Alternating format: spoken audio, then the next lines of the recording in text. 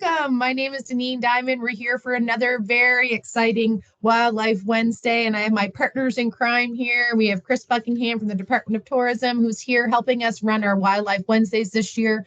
We are very excited to offer these opportunities for students to learn a little bit about the outdoors and making your passion your career. And I guess that's exactly what we're talking about with Chris Legier here this morning. Chris is going to share about his journey into his career and what he does, where he works, and how much he loves it. So without further ado, I'm going to hand it over to Chris. Hi, everybody. Chris Legier here. Super pumped to be here. It's not that often that I get asked. A lot of people ask me what I do, but I don't often get a chance to kind of do it on this platform or kind of explain to everybody what I do. But I'll start off by saying I love what I do. I think it's quite unique. But today I'm going to talk to you a little bit about, again, what I do, how I do it, and maybe a little bit also and how that may or pertain to you all, somebody that's interested in getting into this line of work, this type of career, and what all that entails. So basically, I mean, a lot of people will call me a sales rep, which essentially, yes, that's what I do. But I guess the technical jargon or slang would be a manufacturer, sales agent, brand ambassador in the outdoor space. So in what I do, I have basically two big categories in my roster of brands that I carry of products. So there's a fly fishing side or component, and there's a hunting side component to it. So on this screen right here, these are some of the brands. Well, it's the bulk of the brands that I carry. Some of you, if you fly fish or you're in hunting, you may recognize some of them. I'll be quite honest with you all. I carry some of these brands like a badge of honor, basically. Browning, Winchester, and of course on the fly fishing side, Sage. So what we'll do here, so in the fly fishing category, these are probably the four biggest brands that I carry. So Sage, Redington, Rio Products, and Fish Pond. What's interesting about these is they're very specialized in the fly fishing space. We don't do any tackle or any, like bait fishing or anything like that. It's very, very specialized in the fly fishing space. Now I'm gonna go through some slides here, some pictures. One of the parts now, there's some within developing territories and like that. It's a lot of work, takes a lot of time. But one of the caveats, one of the fun things about selling the products that I sell is getting to test them. So these are a few of the species, and this is the first one's in New Brunswick. That's Brookie, New Brunswick. The second one here is a striper. That's in Nova Scotia, and I'm actually with one of my pro staffs. So he would be a person that represents my products on a pro staff level, and I book a trip with him every year so we can do some product testing. Again here, this is all in New Brunswick. That's Atlantic salmon on the left. On the Restigouche, on the right, that's smallmouth in the St. John River. Again, all fly fishing. And then here to the right, that's a fall Atlantic salmon that I hooked up in Bathurst last fall. And to the right, that's a bonefish that I hooked, again, fly fishing using saltwater gear, saltwater fly rod in Cuba. So I try to get out to Cuba every year and do some fly fishing again to test some of the newest products that we have. The second category that I do is the hunting side. So that would be Browning and Winchester, which are two of my big brands. And that's actually not a Browning that I'm holding there. That's a Smith & Wesson 500 Magnum. That's at a trade show in Las Vegas that we have every year called SHOT Show. So again, on the hunting side, I get to test the products. So on the left here, one of my passions, and still I started that when I was really, really young, is upland bird hunting. So rough grouse. And to the right, that's a moose hunt we did a few years ago up at my camp in northern New Brunswick. That was shot with a Browning 7mm. It's actually my rifle, and that was the guide and the sport that we had. So kind of getting to the nuts and bolts of what is it a manufacturer sales agent? What do we do? The two main things, I mean, there's a lot of sub things underneath that, but what am I doing? So I'm presenting brand products to retailers. That's presenting products, and I'll go over that afterwards. But you know, in general, that's what I'm doing. The other side to that is I'm creating a retail dealer network that satisfies a specific market. So having products placed all over a territory so that the consumer can have access to them, can go somewhere and purchase them. To sum that up, and I put it here in the top of this page, very simply, my goal, my job is to put the right products in front of the right people. That's what that's my goal. That's what I set out to do all the time. How do I do that? Well, explaining new product technology. So that's kind of the techie part of what I do. So I just showed in the slides of me actually testing the products, but then another big part of what I do is explaining how, you know, what's new, what's new in the fly fishing space, what's new in the firearm space. Also explaining market trends. So to dealers that sell products, you know, so an example of that, striper fishing in New Brunswick is somewhat new to our market. It's only like it's the last few years have really caught on, but so it's really explaining to the dealers that, by the way, this is going on and these are the products that we have that permit you to do that or to help you do that. It's part of what I do. Current and new uses of products. So I refer to that as tools in the toolbox. So what do I have in my roster? So depending on the type of fish or the activity you want to do, the type of hunt you want to do, what do we have in our product offering that lets you do that? And I'm continuously explaining, you know, what we have. So, for instance, I like upland bird hunting. Well, what type of rifles? And it goes further than that. I have 7 categories within that. I have hunting suits, footwear. So, really getting into products that accentuate or help do that activity in a positive manner. It's continuously, again, what I do, explaining that. How products work, so performance.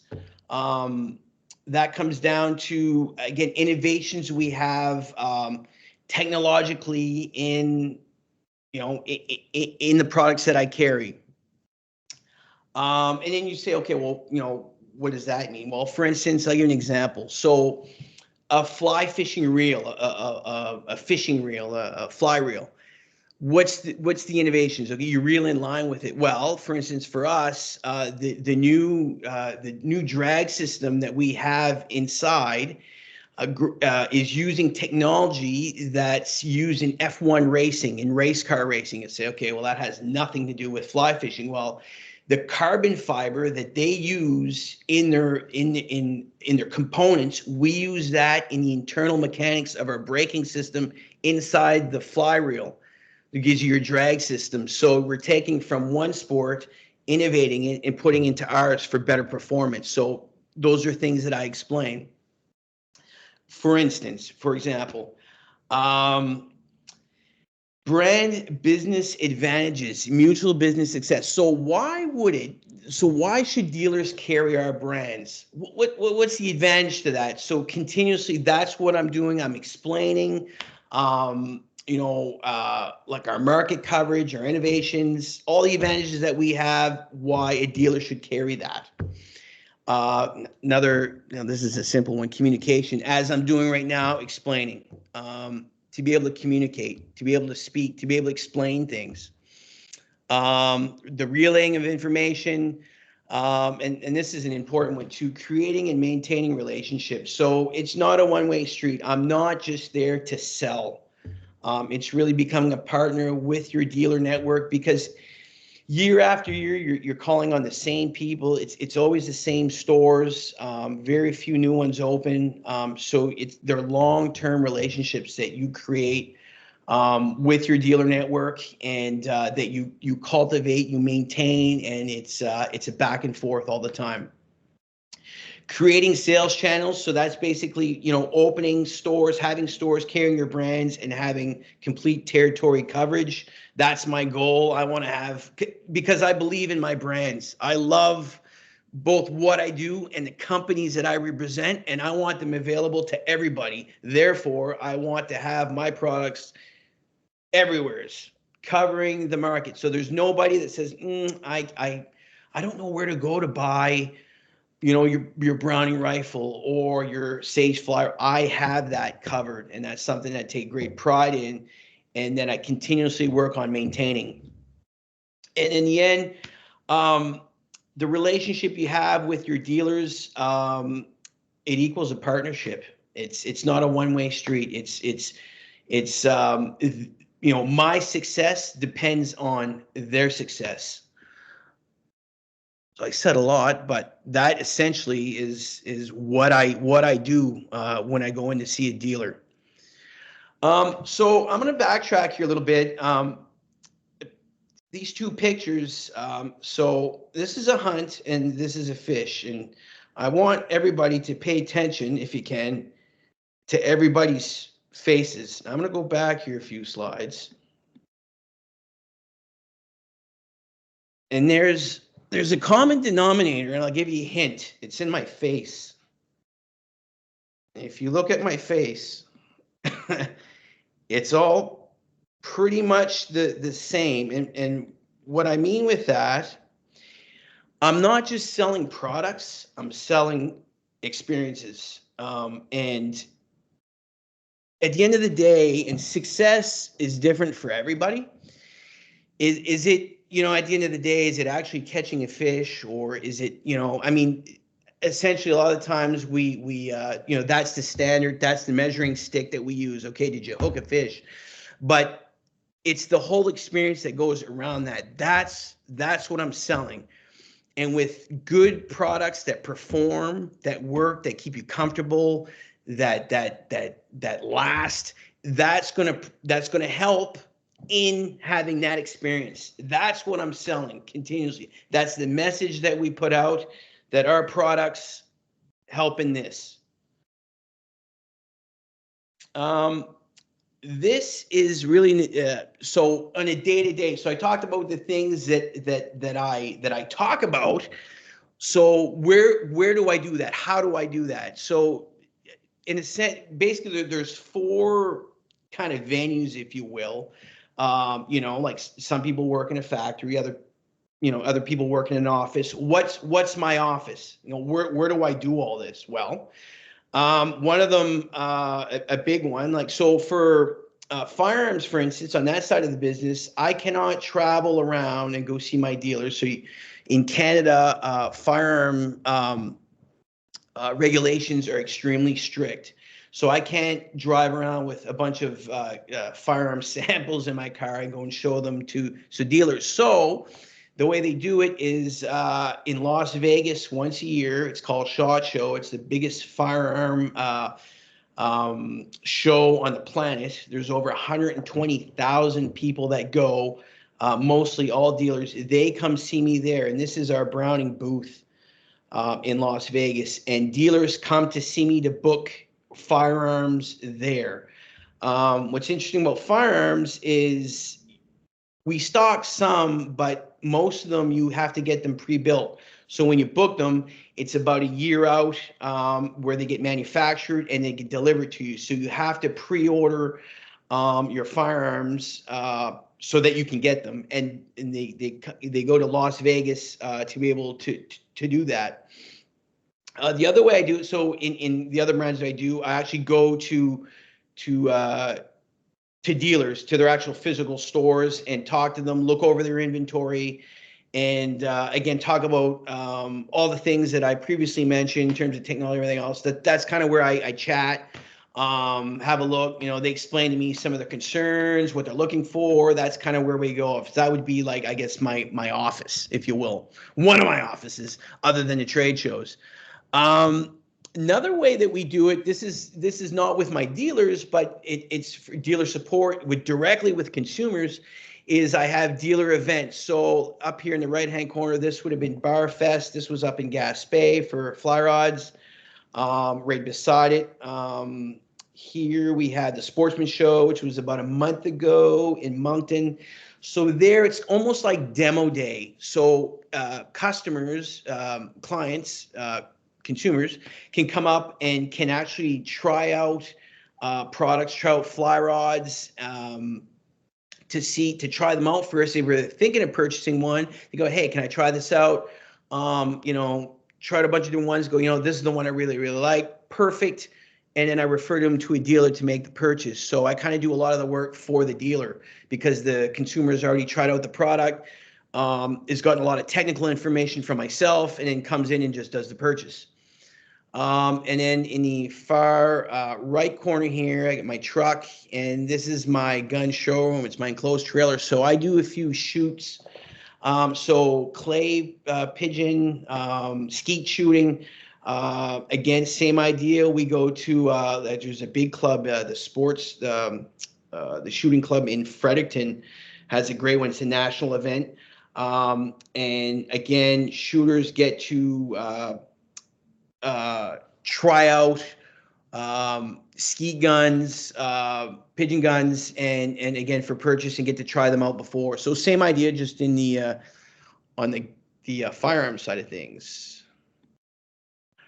So now I'm going to talk about a little bit about how this. I talked about myself, what I do, where I do it, why I do it, this kind of thing. This might pertain to yourselves a little bit. Kind of what kind of, what do you need to be interested in? Like, what are your interests, aptitudes, that kind of thing. So this kind of gets more on the personal side of things, but what I do, that's the first. And this, you can kind of answer this for yourself, whether you'd like that or you don't. And some people do, some people don't. I'm self-employed, so I don't work 9 to 5. It doesn't work that way. I have a little two little Circle K and open 24 hours. So I pride myself on being available to my dealers, because retail is not always open 9 to 5. They're open evenings and things like that. And sometimes they may have a customer that comes in asking questions on one of my products they may not have the answer to. So sometimes I'll get a text, or they'll call me or email me and say, hey, Chris, what's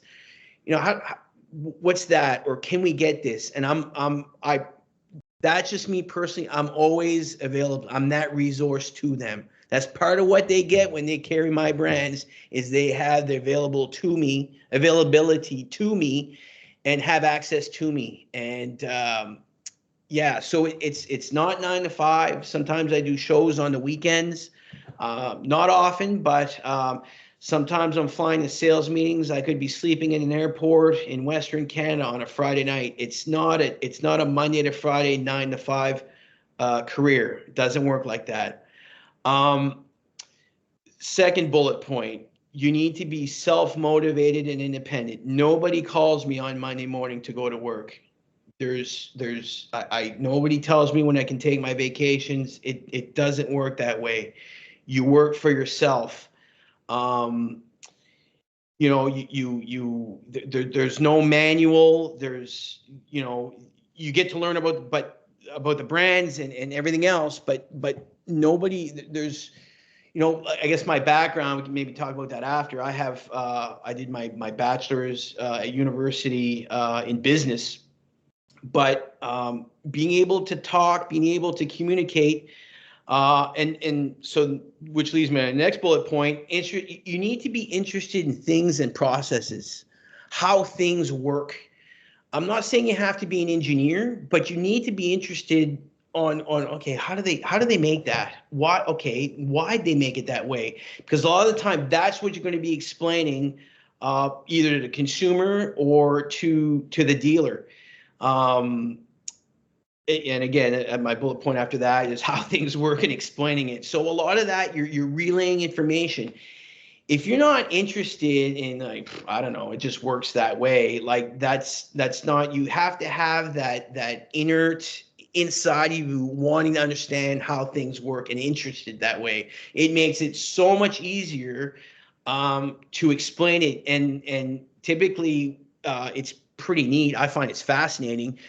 There becomes like an excitement when you're explaining things, and somebody will want to listen to you because, well, you seem excited about it, and the way you explain it seems pretty cool.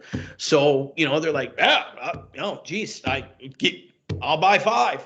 So you need to kind of want to be able to do that. It's by nature, I'm actually an introvert, but I like that.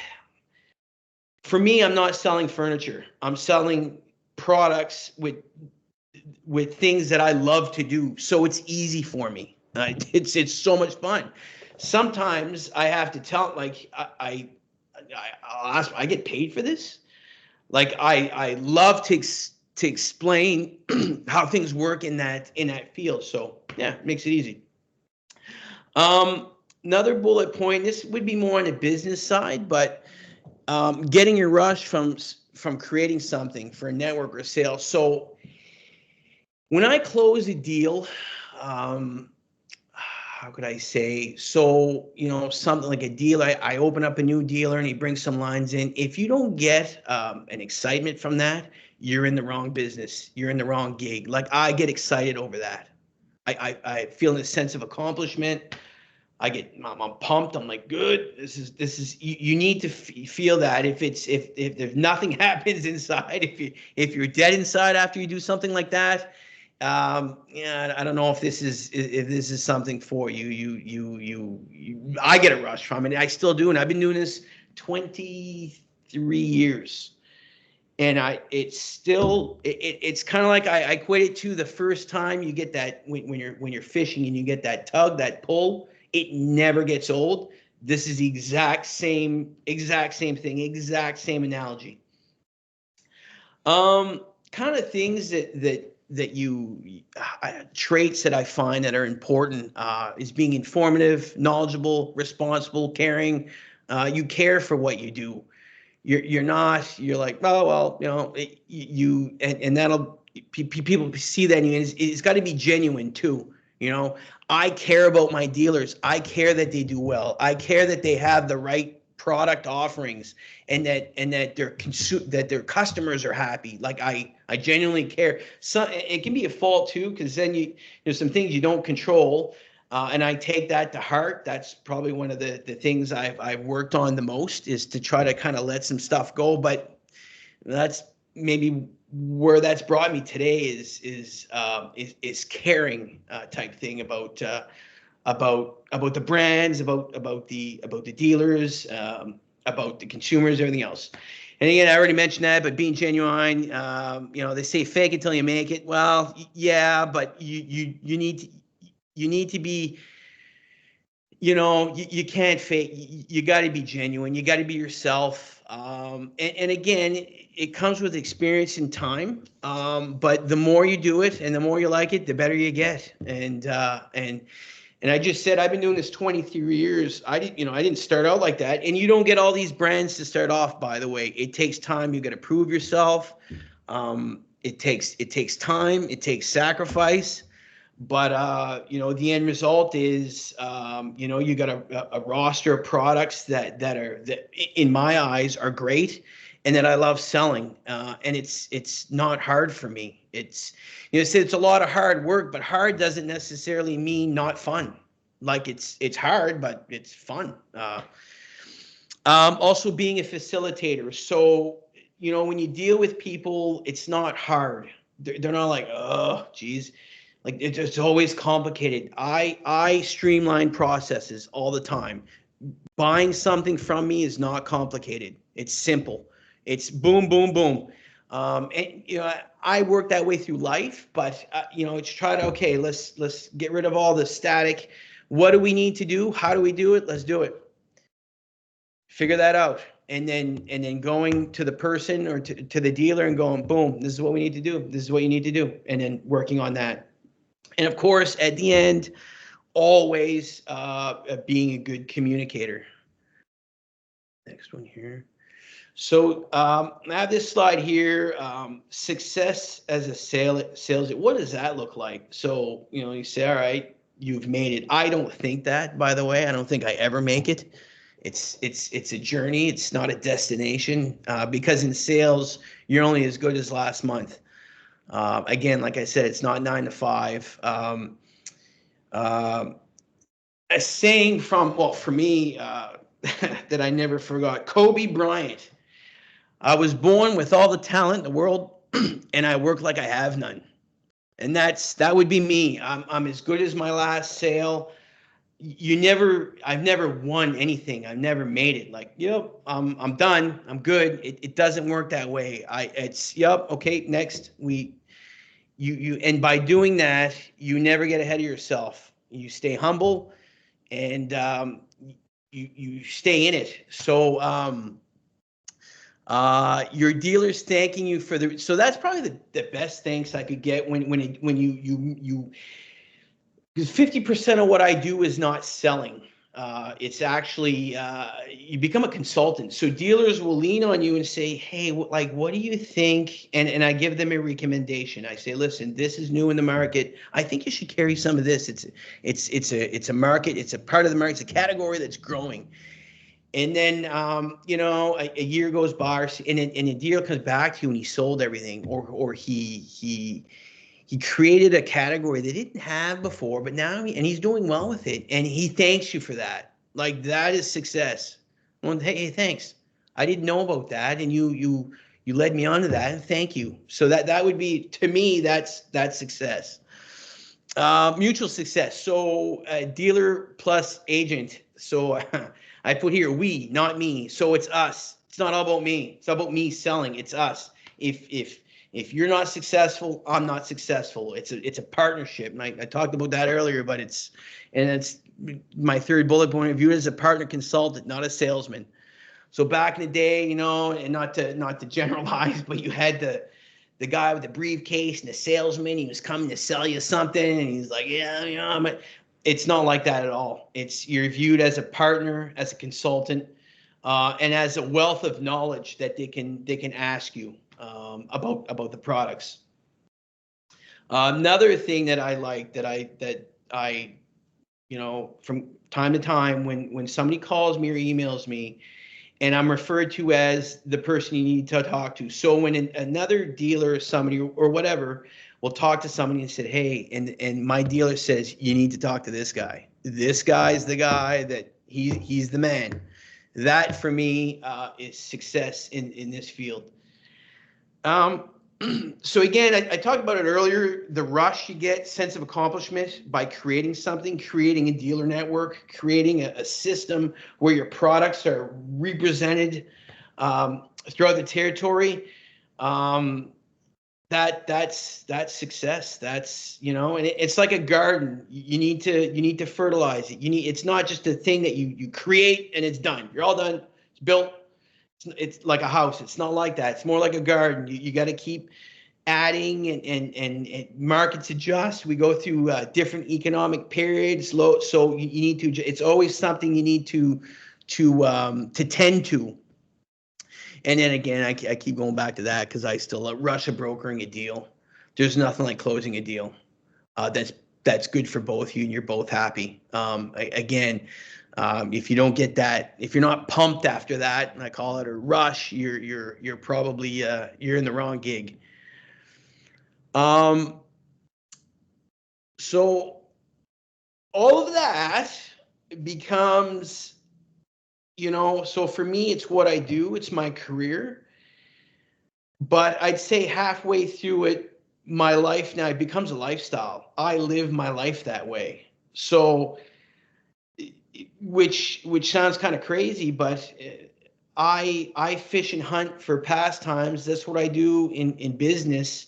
I've got a fishing and hunting lodge in northern New Brunswick that I actually we installed Starlink a few years ago, so I can work out of there too. But the lines cross in what I do for a living and as a pastime. I blend both, and some of my vacations, I mean, my funnest vacations, I'm out fishing. But it's also what I do, not the selling part, but so yeah, it truly becomes a way of life, not just a career. It's literally a way of life. Um, this is to the age group that I'm talking to right now. I don't think any of you are there yet, but as you get older, this I think will be part of it. You get the pressures through because look, I love what I do, and but with all of that, there is some pressure there, and I think I put the bullet point. There's a lot of pressure to succeed, because companies also, I have sales figures I got to hit. They have budgets that they want me to do. So that's all pressure. But in all honesty, for me, and this goes down to being independent, self-motivated, everything else, 95, and I had to go over this in my head, but 95% of the pressure that's put on me is by myself. It's not by the companies. I'm a driver also. Like it's a unique situation for me because I'm extremely competitive. But I like to fish, so I put that into the fly fishing and hunting space. So for me, I'm type A.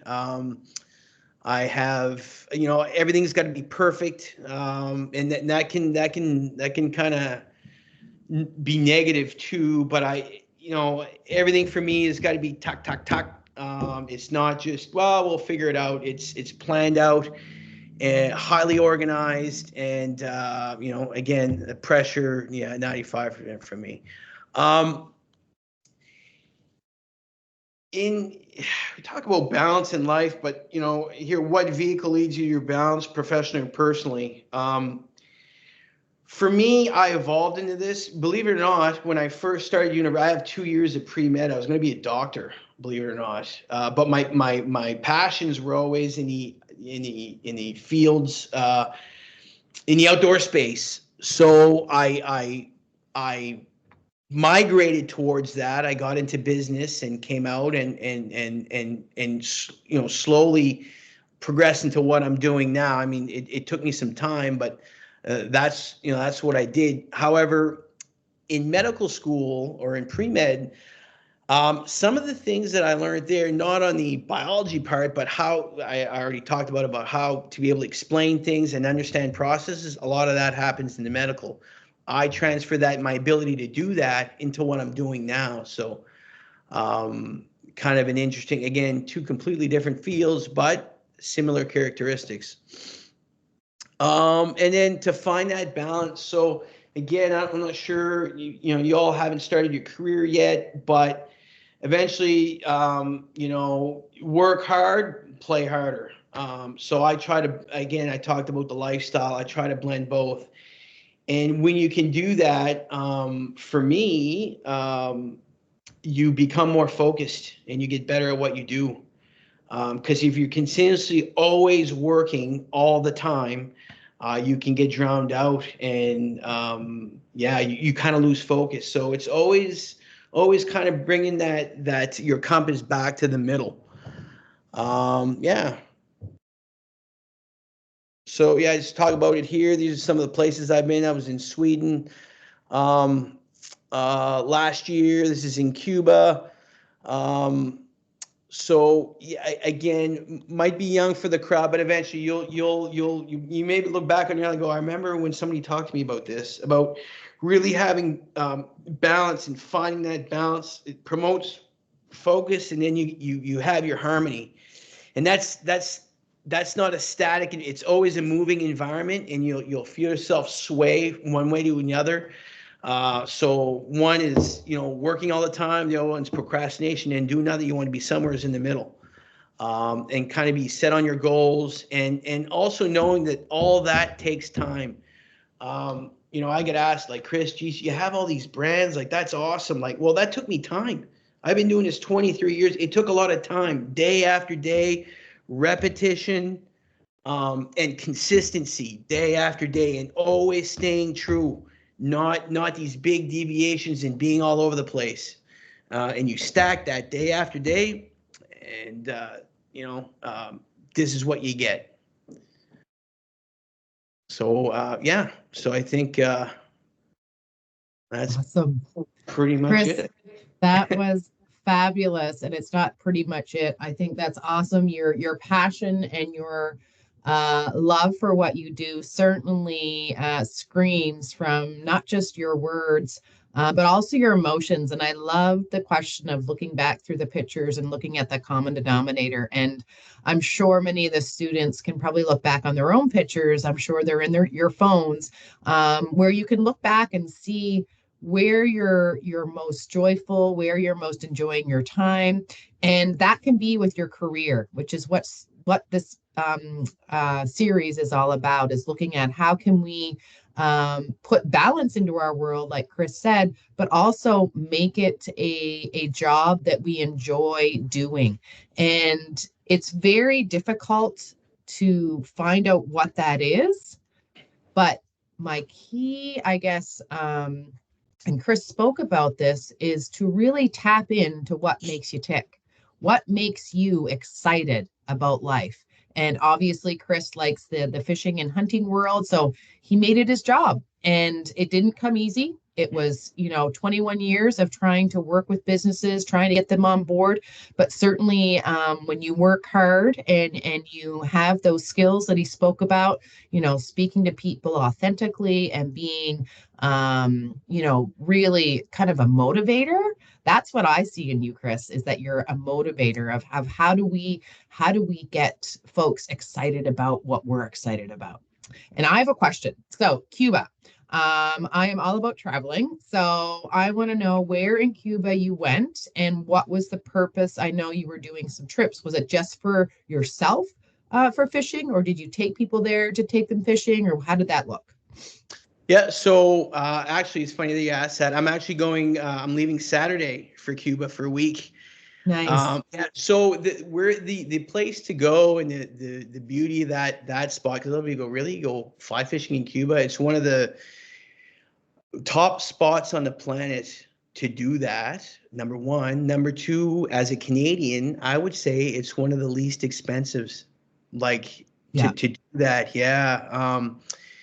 Where so the good side of it, it's not open up to the Americans. So if it was, you can do that in the Bahamas, but you'd be looking at 10 times the cost. Right. And the So people. yeah, so the area that you go to, it's because of the habitat, is Cayo. Cocoa. Okay. And yeah, so coco in Spanish means keys. So if you imagine, it's all gin clear water. It ranges from a foot to a foot and a half deep. They're immense flats, and the fish go feed on there. So the style of fishing that you do is you have your guide, you have a skiff, and he stands in back on a platform, and he has a pole, and he pulls really slowly. And we use the word fishing, but when you're doing that, you're hunting. It's all sight fishing, and you see the fish swim by, and your guide will scream to you in front of the boat. He'll say 2 o'clock, 30 meters. And then you look over and you see the fish, and then you cast your fly that way. And the rush, and it never gets old, is when so for instance, if you're fishing for bonefish, They eat little shrimp. Your fly looks like a shrimp. You throw it just ahead of the bonefish, and when you see the fish turn around and you know he's seen your fly, he's coming at it, and you're stripping, and he takes it. It's a rush. It's I you love hear, it. yeah, it's awesome. So Kayakoko has square kilometers of that habitat. It's all around you. And there Awesome. you go, like the thing to do, if you can, the Cuban Grand Slam. So it's if you can hook a tarpon, a permit, and a bonefish in a trip, you get, you don't get an award, but it's the pinnacle of that fishing. And all fish are caught in slightly different areas and different techniques. So you really got to bring your A game. But no matter what, the scenery, like it's out of this world. It's beautiful. You're not Um, excited at all about your trip. oh, I'm pumped. Yeah. I So love it. yeah, yeah. Well, I just want to say thank you so much from the Center of Excellence for Health. But I know, unfortunately, just because this session was rescheduled and teachers, I know that you'll be watching this with your students because I had some messages from you this morning. Certainly, I'm sure Chris would be open to taking questions, and you can send those questions to me if you have anything further. But I am going to stop the recording. And I just want to say thank you so much, Chris. I really appreciate you being here and taking time out of your busy schedule. You've motivated me for sure. Maybe not so much in the fishing world, but in the business world and the manufacturing world. I think it's so neat to learn about how all that works. And my husband probably wouldn't be too happy of me saying that, but there's always something different down the road. I'm somebody that people say, "What do you want to do when you grow up?" And I was like, "Well, I'm not grown up yet, so lots of changes." And Christopher Buckingham, thank you so much for being here and really, I guess, leading the way in this series. We really appreciate you. So without further ado, Center of Excellence is signing off. Next Wednesday, we have a brand new session on the 24th. So please join us 10:30 next Wednesday. Have a great day.